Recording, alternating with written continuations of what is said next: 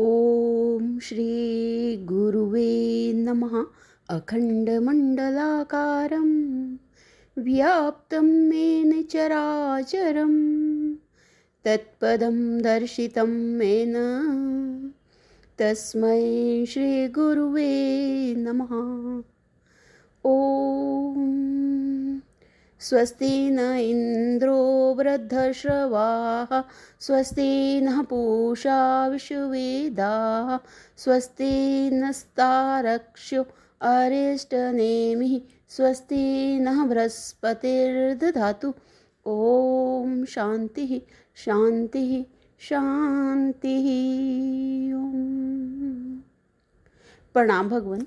वेदांत दीपिका परमहंस स्वामी श्री योगानंद जी महाराज, जिनको आलू वाले बाबा भी कहते हैं भगवान, और हमारा टॉपिक चल रहा है अद्वैत। और अद्वैत में प्रश्न है कि भाई जगत प्रत्यक्ष है और तुम एक ब्रह्म को और बताते हो, तब जगत और ब्रह्म दो होने से द्वैत हुआ, अद्वैत कैसे है? तो स्वामी जी ने जो है वो अलग अलग बहुत सारे दृष्टांतों से, सुंदर सुंदर दृष्टांतों से समझाया। कल पक्षी का एक बहुत ही सुंदर जो मधुर सितार की तरह आवाज़ निकालता था पक्षी, उसका दृष्टांत आया था।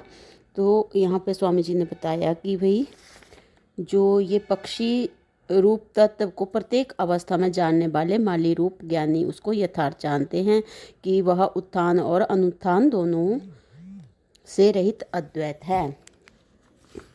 तो अब आगे स्वामी जी एक दृष्टांत और ले रहे हैं कि एक मनुष्य ने काशी में शास्त्रों का अध्ययन किया। अध्ययन करने में उसकी यह इच्छा रहती थी कि शास्त्र पढ़कर भारतवर्ष में दिग्विजय प्राप्त करूं। इस लालसा से उसने अपनी आयु का आधा अंश यानी कि 30 वर्ष भी पढ़ने में व्यतीत किए। इसके पश्चात वह दिग्विजय करने के निमित्त भारतवर्ष की चारों दिशाओं में पर्यटन करने लगा। शास्त्र में निपुण था, समय अनुसार शास्त्र प्रमाण देने में कुशल था। सामान्य पंडित उसके सामने वाद विवाद करने की सामर्थ्य नहीं रखते थे। इस प्रकार पंडित जी अद्वैत सिद्धांत का खंडन और द्वैत का मंडन करते हुए ग्राम ग्राम और प्रसिद्ध प्रसिद्ध शहरों के पंडितों को जानते हुए हारे हूँ से विजय पत्र लिखवाते हुए एक ग्राम में आए। उसमें प्रसिद्ध प्रसिद्ध पंडित रहते थे और एक ब्रह्मचारी भी बहुत दिनों से निवास करते थे, जो विशेष शास्त्र पढ़े हुए न थे परंतु ब्रह्मनिष्ठ में अद्वितीय थे। ग्राम के प्रति प्रतिष्ठित पुरुष और पंडित लोग भी उनको मान की दृष्टि से देखते और समय समय पर उनके मुख से निकले हुए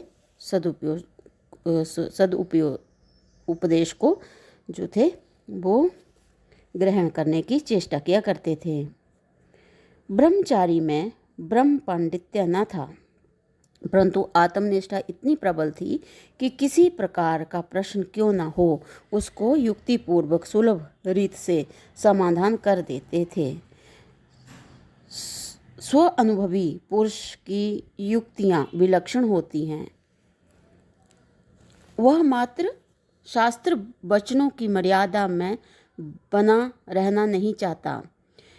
उसके स्व अनुभव वाले अंतःकरण में से जो वाक्य निकलते हैं वे सभी शास्त्र रूप होते हैं।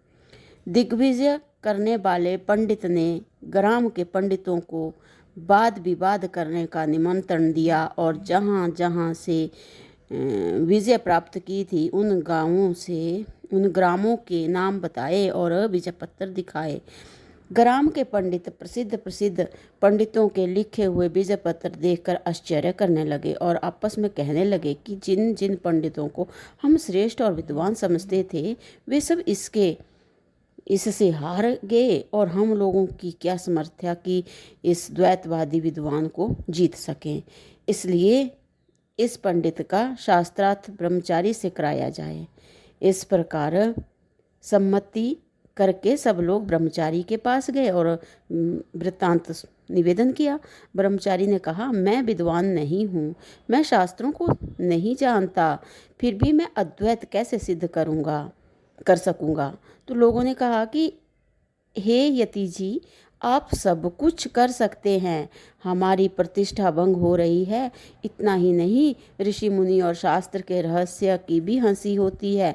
जो द्वैत सिद्ध हो गया तो आगे कोई अद्वैत को न मानेगा। ब्रह्मचारी ने लोगों की यथार्थ बात मान ली और उन्होंने कहा, अच्छा, कल उस द्वैत प्रतिपादक विद्वान को मेरे पास ले आना और तुम सब भी सभा में आ जाना। इस योजना अनुसार दूसरे दिन सभा स्थान लोगों से भर गया। एक उच्च स्थान द्वैत प्रतिपादक पंडित के लिए नियुक्त किया गया था और उसके बराबर उतना ही ऊंचा ब्रह्मचारी के लिए बनाया गया था। द्वैत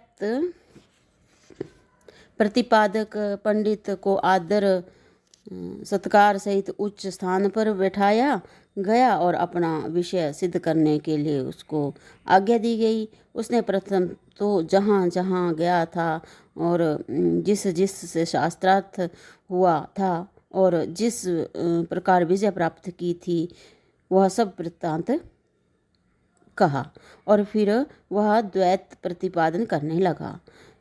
जो श्रुतियाँ कर्म और उपासना में उपयोगी हैं, वे ही वेद का मुख्य सिद्धांत है। जो श्रुतियाँ कर्म और उपासना में उपयोगी हैं, वे ही वेद का मुख्य सिद्धांत है और अद्वैत वाक्य की श्रुतियाँ मात्र प्रशंसा रूप है। इस प्रकार कहकर उसने द्वैत भाव की श्रुतियों की विशेषता में अनेक श्रुति शास्त्र और पुराणों का प्रमाण दिया और अद्वैत श्रुति का अनेक प्रमाणों से खंडन करने का प्रयत्न किया। इसके पश्चात वह अपने विषय को सिद्ध करने लगा और 4-5 घंटे तक चतुराई से व्याख्यान देता रहा। जब पंडित कह चुका, तब ब्रह्मचारी जी से अद्वैत सिद्ध करने के लिए कहा गया। ब्रह्मचारी जी सभा को उत्साह दिलाते हुए बोले, हे द्वैताश्य विद्वान जी, आप पूर्ण शास्त्रज्ञ हैं, इसमें संदेह नहीं। शास्त्र ही आपका विषय है और शास्त्र ही आपका स्वरूप है। अनेक शास्त्र संसर्ग से आप एक होकर अपने को बहुत क्यों नहीं मानते? अनेक शास्त्र संसर्ग से आप एक होकर अपने को बहुत क्यों नहीं मानते? तो वैशेषिक जानने वाले आप एक, न्याय जानने वाले आप दूसरे, सांख्य जानने वाले तीसरे, योग जानने वाले चौथे और मीमांसक जानने वाले पांचवें। ये सारे जो हैं दर्शन बता दिए कि भाई इतने सारे दर्शनों को जानने वाले आप इनको अपने को अलग अलग क्यों नहीं मानते। तो बता रहे हैं कि इस प्रकार आप अपने को नहीं मानते, परंतु ये सब भिन्न भिन्न होते हुए भी उसके ज्ञाता स्वरूप एक अपने ही को मानते हो। जिस ज्ञाता को आप एक मानते हो, उस ज्ञाता भाव में रहने वाला ज्ञान स्वरूप अद्वैत है। वाह, बहुत सुंदर। तो आगे स्वामी जी बता रहे हैं कि अद्वैत को छोड़कर किसी प्रकार आप द्वैत की सिद्धि नहीं कर सकते। एक को छोड़कर दो आकाश में से कहाँ से उड़ आवेंगे?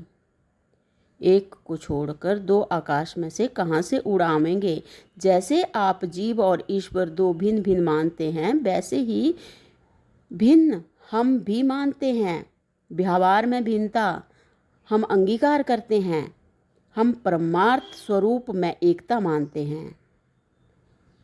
तो भगवान इससे आगे जो है वो अगले सत्संग से कंटिन्यू करते हैं। प्रणाम भगवान। ओम शांति शांति शांति। ओम।